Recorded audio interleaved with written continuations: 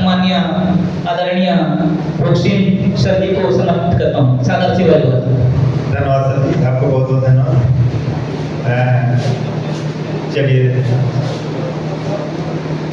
आर्थिक गण व्यवस्था के दूसरा दिन का पहला सेशन है। आप सभी का हार्दिक अभिनंदन वंदन स्वागत। मैं सोच रहा था मांझिला एक बार सभी को दूसरे दिन का स्वागत एक लाइन से करते थे, ज़्यादा अच्छा था, है ना? चलिए ठीक, हाँ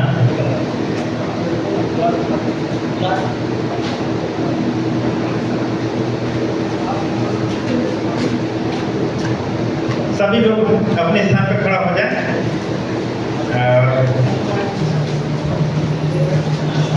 जी, अपना परम शक्ति बड़ा देव अपने प्यार दुर्गा को याद करते हुए और आप सभी का हार्दिक अभिनंदन वंदन स्वागत। हम चावल और कोया फूल से सभी का स्वागत कर रहे हैं।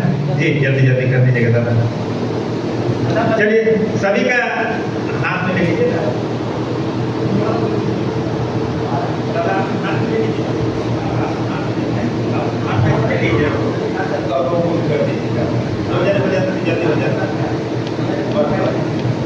चलिए, सभी का स्वागत में सिग्नेचर ताली बजनी चाहिए। सिग्नेचर ताली शुरू कर। एक दो एक दो एक दो। सेवा सेवा। एक बार थोड़ा सा अपने लिए बजाना है भाई। सिग्नेचर ताली थोड़ा सा जोरदार धमाकेदार बजे। रात भर में घुस तो नहीं गए लगता है ना? सिग्नेचर ताली शुरू कर। एक दो एक दो एक दो। सेवा सेवा। थोड़ा सा खपत हुआ, इस बार बेहतरीन होना चाहिए। जबरदस्त धमाकेदार। अपने लिए बजाने का है कि संकोच करना है? सिग्नेचर ताली शुरू कर। एक दो एक दो एक दो। सेवा सेवा। ब्राल पेंटा ब्राल पेंटा सदा पेंटा समाज पेंट सकियो ना। बहुत बहुत धन्यवाद साथियों। बैठिए दादा, आप ना किसी लाइन को पकड़ लीजिए। तो दादा आप बीच में बैठ गए, इस लाइन में बैठ जाइए। हाँ, एक कतार में बैठ जाइए, बहुत लाइन में बैठ जाइए ज़्यादा देर। हाँ, बहुत सुंदर बहुत सुंदर बहुत सुंदर। चलिए, उधर भी आए का आप सभी का हार्दिक अभिनंदन वंदन स्वागत पुनः। और पहला दूसरा दिन का पहला सेशन में जबरदस्त जोश जुनून जज्बा के साथ सभी लोग उपस्थित हुए हैं। चलिए एक बार और क्या बजाए? नारा क्या बोलते हो? नारा बोलते हैं। हाँ, चलिए। जय जोहार का नारा है।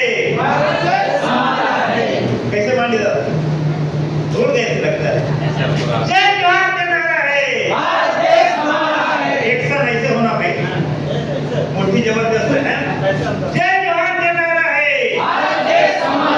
ताकि किसी को एक बार पड़ जाए ना तो सारी जिंदगी याद करें कि किसी आदिवासी भाई का पड़ा था, है?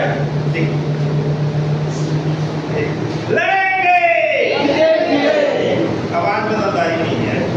लड़ेंगे लड़ेंगे इससे पहले सीखेंगे भाई। लड़ने से पहले सीखेंगे, मैदान में जाने से पहले सीखेंगे।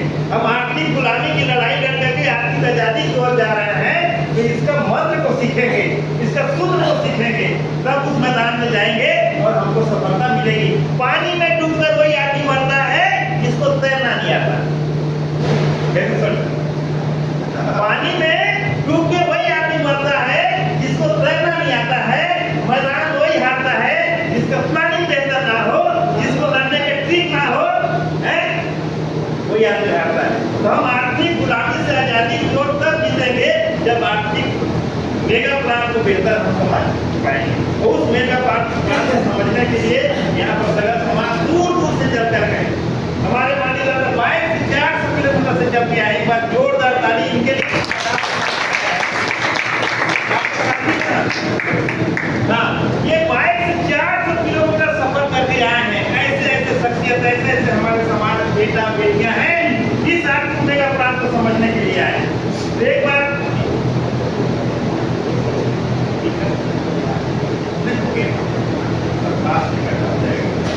जिनका जिनका भी स्वागत नहीं हो पाया सबका खूब भाव में अपना आखिरी समय में कर देंगे। आने का भी आप कैसे चलिए ठीक तो तैयार है भाई आप सब लोग? किसी को भूख तो नहीं लग रहा? बता दीजिए हम नींद तो नहीं आ रही है? बस बहुत कम समय है, आज ज्यादा नहीं 5 बजे तक कार्यक्रम को स्थगित भी करेंगे। क्या कि सभी को दूर दूर जाना भी है। बहुत ही सरल और सहज ढंग से बातों को समझेंगे। मैं कल की बातों को रिपीट नहीं कर पा रहा हूँ कि हम लोग ना 2 घंटा वैसे लेट चल रहे हैं। हम अगर कल की बात को रिपीट करेंगे तो समय और रात हो जाएगा, है ना? तो अगले की कड़ी मैं बता देता हूँ। कल हमने आमदनी का स्रोत को समझा कि हमारे आमदनी की स्रोत 4 है। खेती किसानी, वनोपज, नौकरी और मजदूरी। ये चारों आमदनी से हम अमीर नहीं बन सकते, इसलिए हमको जो है 5वां आमदनी का स्रोत अपनाना पड़ेगा। वो 5वां आमदनी का स्रोत क्या है? व्यापार और उद्योग।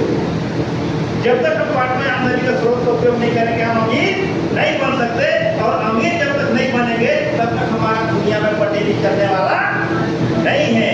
हमारे ऊपर अन्याय, अत्याचार, शोषण हमेशा होता रहेगा, और जिस दिन हम आर्थिक स्थिति से मजबूत हो जाएंगे हमारा समुदाय मजबूत हो जाएगा। अकेले के होने से नहीं है। हमारे आदिवासी समाज में करोड़ों अरबपति हैं, जैसे जिनके मकान के छत्र छाया में रह करके हम है ना आज ट्रेनिंग ले रहे हैं। वो दादा बहुत बड़े हस्ती हैं, 100 एकड़ जमीन उनके पास 203 देन है ना, बहुत सारा चीजें। तो ऐसे ऐसे करोड़पति अरबपति हमारे समाज में हैं, ऐसा नहीं है, लेकिन व्यक्तिगत तौर पे है ना। तो हमको पूरा समुदाय को, आदिवासी समाज को पूरा आर्थिक स्थिति से मजबूत कर देना है। उसी दिन हम लोग कहेंगे कि बस्तर में जो एक नारा है कि मावा नाटे मावा राज, हमारे देश में हमारा राज, हमारे गांव में हमारा राज। झारखंड में ऐसा मुद्दा नारा था कि बुआ दिसुम बुआ राज, मतलब हमारे गांव में हमारा राज होगा। उस दिन हमारा ये नारा सफल होगा। किस दिन? जिस दिन हम आर्थिक स्थिति से मजबूत हो पाएंगे। आज तो केवल नारा बदल गया है। अन्याय अत्याचार जितना भी हो रहा है हमारे आदिवासी समाज के ऊपर हो रहा है। आज जगह जमीन हमारा छीना जा रहा है, बहु बेटियों के साथ कितना अन्याय अत्याचार हो रहा है। कल भी मैं बताया था कि मध्य प्रदेश में हमारे आदिवासी समाज के बेटा के ऊपर पेशाब कर दिया गया था। आदिवासी समाज के बेटे के ऊपर पेशाब नहीं साथियों, हमारे आर्थिक मजबूरी के ऊपर पेशाब किया गया। जिस दिन हम लोग आर्थिक स्थिति से मजबूत हो जाएंगे उस दिन में दुनिया में कोई भाई लाल पैदा नहीं हुआ है कि हमको कोई नहीं दिखा। उसी आर्थिक स्थिति को बेहतर बनाने के लिए एक बहुत बड़ा मेगा प्लान तैयार किया गया है, जिसका नाम है आर्थिक मेगा प्लान। और इसको तैयार करने में हमारे काम था 10 वर्ष लगा के रात दिन मेहनत करके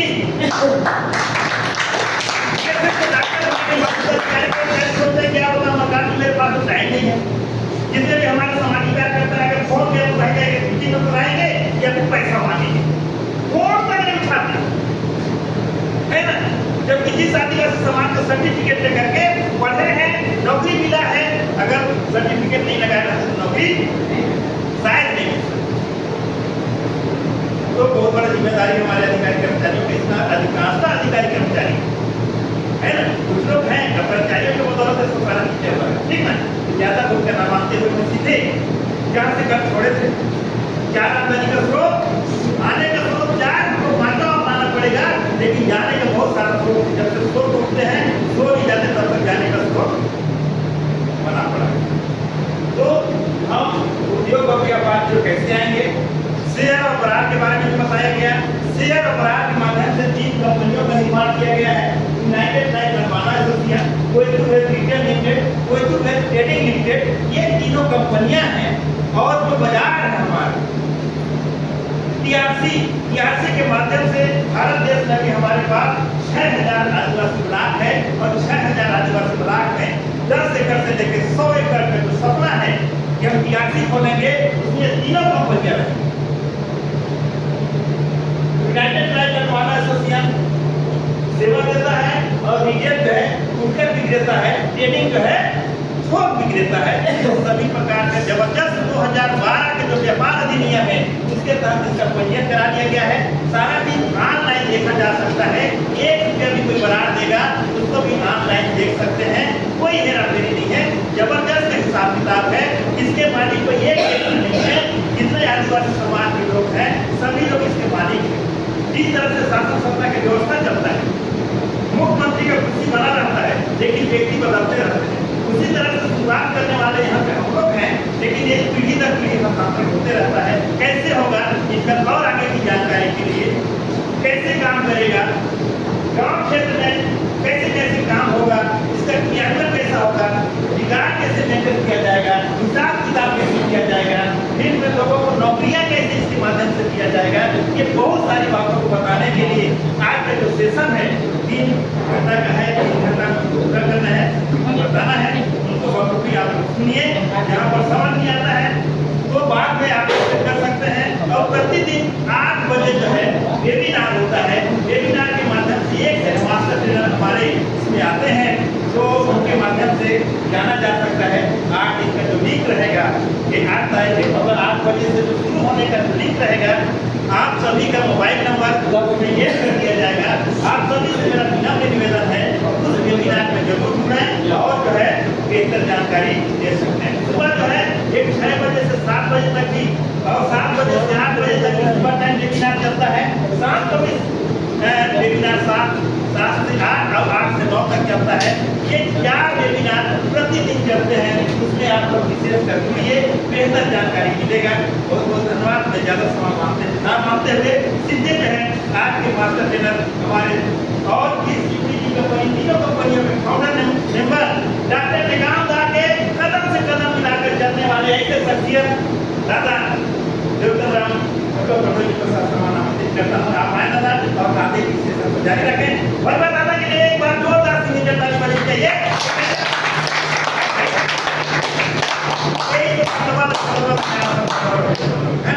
सिग्नेचर ताली शुरू कर।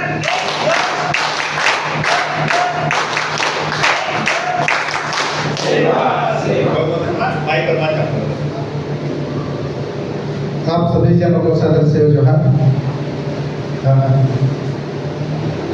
और दादा आगे आप लोग आगे आ जाए, इसको कवर कर लें। दादा आगे आ जाइए, आइए ना आगे ऐसे साइड में बस कोई जन बैठेगा, एक में 3 नहीं, कोई लोग जो जगह देते हैं और इधर बैठे। चलिए तो सिस्टम बनाते हैं। चलिए आज प्रशिक्षण का दूसरा दिवस, फर्स्ट सत्र में आप सभी का तहे दिल से सादर से स्वागत, अभिनंदन, वंदन।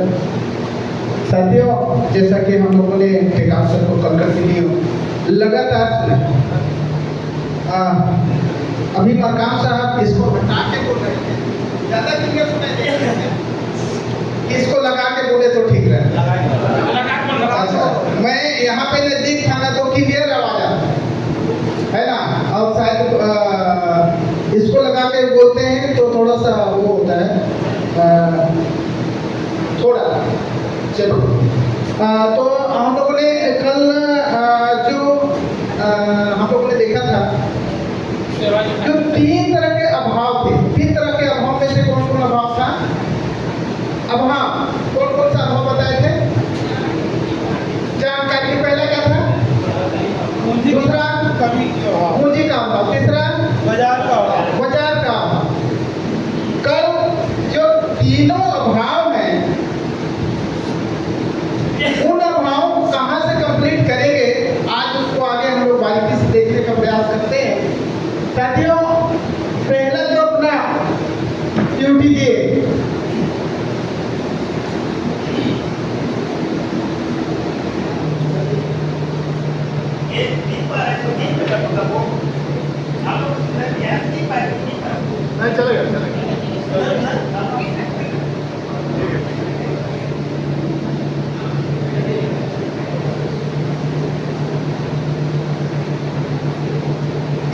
यूटीजे,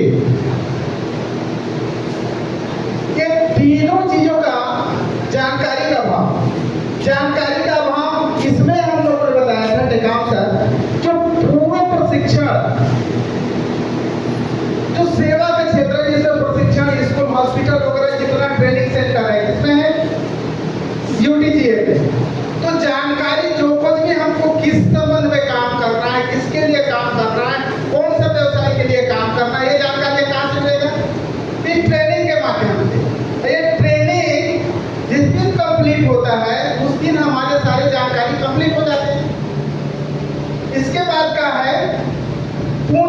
रहा। इसका दूसरा जो चीज है, इसमें क्या था, पूंजी का अभाव को पूरा करने के लिए बरात व्यवस्था। कै तरह के बरात, कै तरह के, दो तरह के बरात ना, एक उत्तरदायित्व बरात ना, और दूसरा प्रतिनिधित्व बरात। उत्तरदायित्व क्या कहता है, उत्तरदायित्व क्या कहता है, जिस समाज में हमने जन्म से लेके सारे चीजों का उपभोग करके, जैसे संस्कृति और सभ्यता और रीति रिवाज परंपरा के कारण क्या मिलता है, जाति प्रमाण पत्र मिलती है। जाति प्रमाण पत्र के बदौलत क्या मिलता है, जमीन, हॉस्टल, आश्रम, नौकरी। जहां पर जाएंगे जनप्रतिनिधि के क्षेत्र में, चाहे कहीं भी जाएंगे, आप जहीं लगाते हैं सर्टिफिकेट का कागज, जहां पे लगाते हैं उसको एक चिन्हांकित कर दिया जाता है कि आप क्या हैं, ट्राइबल हैं। तो क्या मिला था वो चीज, ट्राइबल होने के कारण आपको वो कुर्सी मिला, ट्राइबल होने के कारण आप कहीं पे मंत्री बने, ट्राइबल होने के कारण कहीं पे आप अध्यक्ष बने, अध्यक्ष होने के नाते वहां के सारे काम को किए। ये कब मिला था, जब आप ट्राइबल थे तब ना। तो हमारा दायित्व ये काम करता है कि उत्तरदायित्व कहाँ, हम वो उत्तरदायित्व का निर्वहन कर रहे हैं क्या।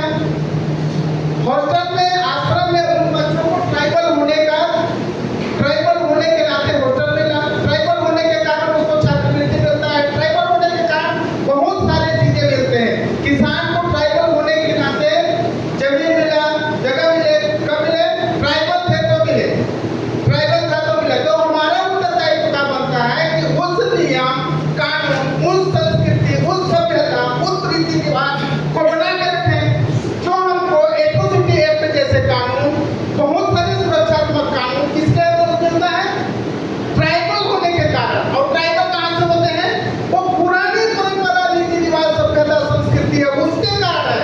तो हमको इन सबको संरक्षित रखना होगा।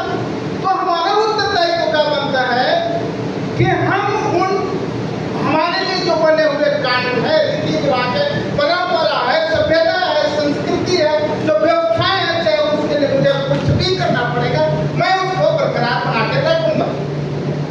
तो सर ने कहा कि जितना उन सबों को आपकी दायित्व बनती है कि उनको सबको व्यवस्था को बना कर रखें, तो बिना खाए पिए भूखे प्यासे कोई करेगा क्या, कोई सही करेगा क्या। भाई आप खा भी रहे हैं, पी भी रहे हैं, सब कुछ कर रहे हैं, तो हमारा दायित्व बनता है कि हम खेती की सारी जगह जमीन सब कुछ हमको मिला हमारे सभ्यता संस्कृति के लिए। तो हमारा उत्तरदायित्व बनता है कि हमारे लिए जो कानून बने हैं उसको 1 रुपया देकर के हम परिपूर्ण करें। सरकार को अगर कोई जीएसटी और इनकम टैक्स ना दे तो सरकार चलेगी क्या, चलेगी नहीं चलेगी। वैसे ही उसको बंद कर दिया जाए तो हमारा तो किसी तरह से दूसरा कोई चला रहा है तो चल रहा है। हमने कुछ काम किया क्या, उसको बचाने के लिए कुछ किया क्या, नहीं किया। तो हमारा उत्तरदायित्व बनता है कि हम 1 रुपया इस यूपीजे के माध्यम से जो लोग 18 वर्ष से ऊपर है और 65 वर्ष से नीचे हैं, जो शारीरिक रूप से, मानसिक रूप से स्वस्थ हैं, ऐसे व्यक्ति अपने खर्चे में 1 रुपया प्रतिदिन दे, तब तो ये चलेगा व्यवस्था ना। तो ये पूंजी का भाव उत्तरदायित्व के आधार पर टेकाम सर ने बताया कि 43,82 करोड़ रुपया एक ही वर्ष में आ जाता है। दूसरा, हम सपोर्ट कर देते हैं, अगर जितने अधिकारी, कर्मचारी, जनप्रतिनिधि लोग जिनके पास आय उद्योग व्यवसाय वाले हैं, उन लोग भी अगर अपने व्यवस्था को कायम रखने में सफल हो जाते हैं तो वहां भी पैसे आएंगे। तो उन्होंने बताया 100 अरब रुपये हो सकता है एक ही वर्ष में। लेकिन जैसे अपने नौकरी को बचाने के लिए, अपने बच्चों को पढ़ाने के लिए सब कुछ करते हैं, तो अपने समाज की व्यवस्था को बचाने के लिए भी हमें एक जिम्मेदारी होना चाहिए। उसमें 1 रुपया दे और प्रतिनिधित्व जो बना है उसको हम पूरा करें। तो दूसरा जो कंप्लीट हो जाता है ना, जानकारी का अभाव भी खत्म हो गई और दूसरा पूंजी का अभाव भी खत्म हो जाएगा जब सभी लोग इस दायित्व, इस उत्तरदायित्व बना है, प्रतिनिधित्व बना है, इसको कंप्लीट करेंगे तो पूंजी का अभाव भी खत्म हो जाएगा। जब पैसा हर वर्ष आएगा तो हम अपने जैसे चाहेंगे उससे सारी व्यवस्थाएं जैसे चाहेंगे वैसे सारे चाहिए, सिस्टम की व्यवस्था चाहिए, सब कुछ बना सकते हैं। देश विदेश के सारे व्यवसाय है, मार्केट है, उनको भी हम कवर कर सकते हैं। और अगला जो है लास्ट में क्या चीज था? बाजार। लास्ट में बाजार था। जब सभी लोग पूरे भारत देश के ट्राइबल एक होकर के, जहां मैं वहीं रह करके, जिस विकास खंड में है वहीं रह करके, वहीं रह करके, उसी राज्य में रह करके, उसी जिले में रह करके, वो पूरे भारत देश में के काम करने, उसमें बताया था कि अगर एक गांव, ये जो भी गांव होगा, इस गांव के बगल में दूसरा गांव है, तीसरा गांव, सभी गांव एक गांव से पूरा सटा हुआ है, गांव में ही पूरे देश का निर्माण हुआ है, तो सभी जगह हमारे आदिवासी लोग हैं। तो जिस दिन हम चाहेंगे इस देश से उस कोने में, उस गांव से इस गांव की इस कोने के गांव का वो सारे चीजों का नेटवर्क एक दूसरे से जुड़ा हुआ है, नए जाल फैला हुआ है, सब जुड़े हुए हैं, जुड़े हुए हैं। तो इतने लोग हैं तो बाजार, जब हम ही लोग हैं, जरूरत आपको किस चीज की जरूरत है? कपड़े की जरूरत है, आप नहीं बनाते। चश्मे की जरूरत है, आप नहीं बनाते। साबुन की जरूरत है, आप नहीं बनाते हो, कोई तो बनाता होगा। अपना समाज का व्यक्ति बनाता है क्या? तो हमें अगला जो लास्ट में अभाव था, जो बाजार का अभाव है, यहाँ से वहाँ सब नेटवर्क होने के कारण जिन चीजों का उत्पादन आप कर रहे हैं, कंटिन्यू करिए। और उसको बाजार प्रदान करने वाला अपना टीआरपी थोड़ा सा है, ये बड़ा टीआरपी है। इसके अंदर के W R F A W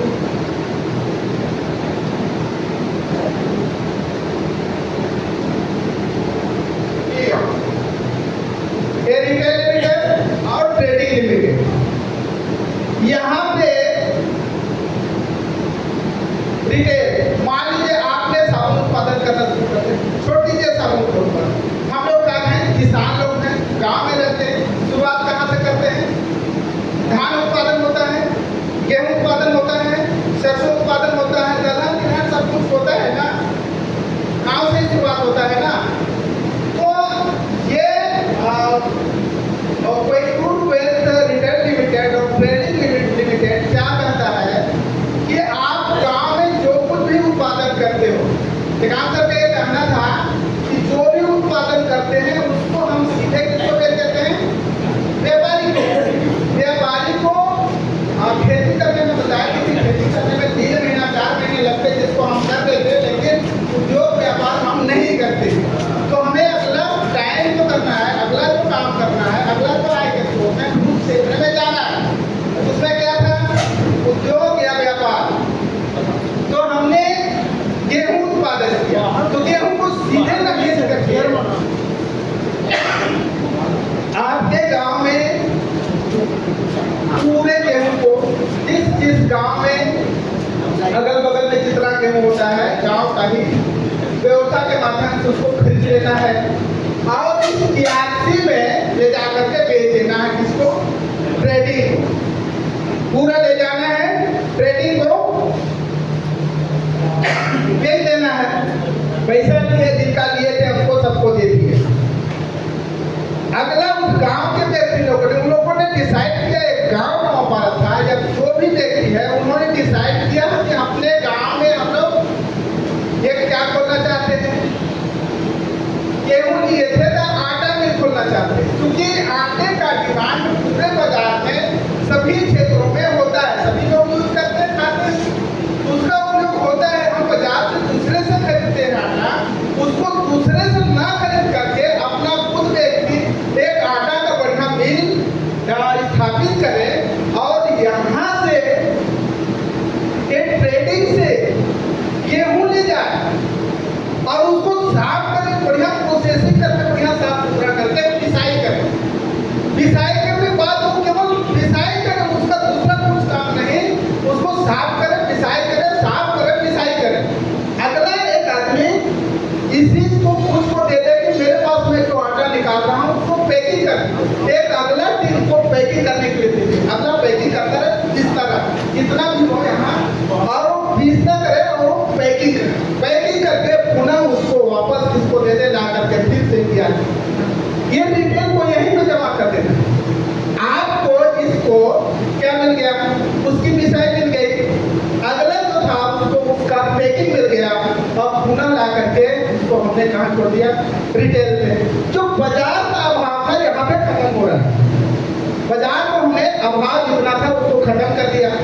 अगला जो है, ऐसे कई चीजें कंटिन्यू चलता रहेगा। धान हमारे गांव में, हमारे क्षेत्र में हमारे किसान लोग बहुत सारा उत्पादन करते हैं। धान से हम क्या क्या बना सकते हैं, गेहूं से ये तो आटा बन गया, मैदा बनता है, क्या चीज से बनता है, गेहूं से ना। अगला इसको इसी में जरूरत, हमारे लोगों को बहुत सारे मैदे की जरूरत है, अगला को लेकर मैदा बनाने वाला फिर स्थापित कर और इसको पूरा करना, फिर से वही काम प्रोसेसिंग वाला, पीसने वाला, छांटने वाला, कूटने वाला जो कूट करके पूरा इसको फिर बना करके रिटेल को दे।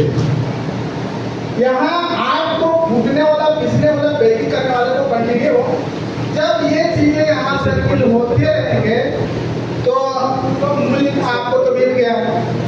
ये सबको काम करने के बाद इसके रेट सेल तो नहीं रहेंगे, थोड़ा रेट तो बढ़ेगा, इसमें कुटाई रेट हो जाएगा और पिसाई रेट हो जाएगा, उसमें पेनिंग किया वो भी रेट हो जाएगा, तो थोड़ी रेट बढ़ जाएगा, 2-4-5% रेट बढ़ जाता है।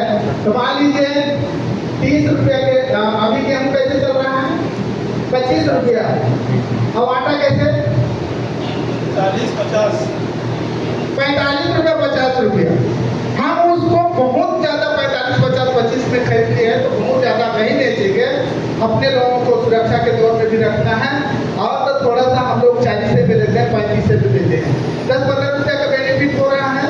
1-1 रुपया पिसाइयो देते हैं, 1 रुपया पैकिंग देते हैं, 1 रुपया ट्रांसपोर्टिंग देते हैं, तो भी हमको 6-7-8 रुपया बचेगा। और इसका रूल है कि जो लोगों ने इसमें शेयर इन्वेस्टमेंट किया है, साल भर में उनको डिविडेंड जाता रहेगा। तो ये जो लगाया था, जो लोगों ने किसान वहाँ के आपके गांव में जो लोगों ने गेहूं बेचा था, उन लोग सभी लोग तो शेयर धारक है ना, पैसे लगाए हुए हैं, तो पैसा तो उस समय तुरंत उसको गेहूं का मिल ही है ना, बाद में उसमें बेनिफिट हुआ, दूसरे को बेचे, हम लोगों ने यहाँ पर जहाँ भी बेचे वहाँ से फिर बेनिफिट हुआ, तो डिविडेंड के रूप में साथ उनको मिलता चला। तो ये हमारे लिए पॉजिटिव पॉइंट है, सकारात्मक पॉइंट है, जिससे कंटिन्यू हम आगे बढ़ते चले जाएंगे। मैंने धान करा, धान से राइस ब्रांड तेल होता है, राइस ब्रांड तेल होता है ना, क्या चीज से बनता है, भूसा से। अभी हम लोग धान जो कूटते हैं, धान को बेच, एक बार धान को बेचे 22 रुपये किलो, अभी तक कैसे दे रहा है धान, कैसे 3100,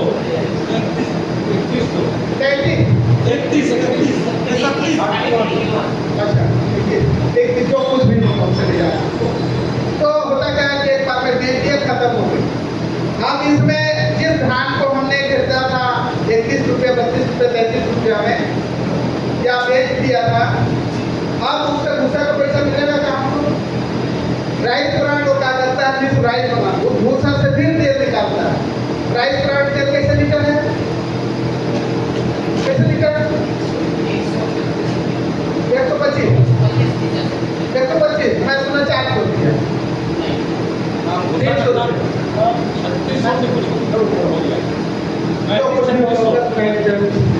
लेकिन भूसा को फिर से तेल निकाले, उस भूसा को तेल निकाले वाला राइस में लगाएंगे तो कूटने वाला, एक गन साइड वाला भूसा से तेल निकालने का फिर लगाए।